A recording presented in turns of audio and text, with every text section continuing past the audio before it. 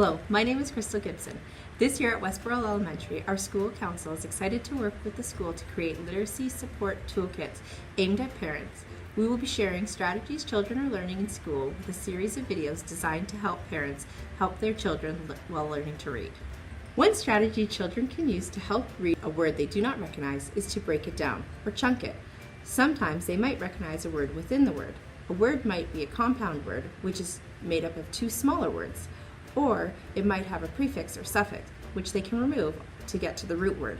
Sometimes they might use this strategy to sound out a word in chunks. A compound word is a word made up of two different words. For example, schoolhouse or notebook. See if a child can recognize the two different words and put them together. If they can recognize one of the words, they can use other strategies, such as Detective Dan, who looks at pictures for clues, or Skippy Frog, who skips words and comes back to it, if they cannot get the rest of the word. Then I noticed that one of the spider's legs was sticking. What about this one? Do you know that way? Halfway out from under the lid. A prefix is a set of letters which can be added to the beginning of a root word to make a new word. Un is a prefix which can be added to happy to make unhappy. A suffix is a set of letters that can be added to the end of a root word to make up a new word. ly can be added to quick to make quickly.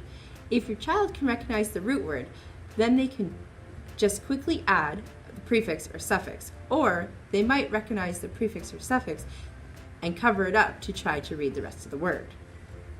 I tried to move the lid to cover the whole spider, but I guess I pressed. You know ed is a suffix. Try taking it off. Pressed too hard because the leg fell off.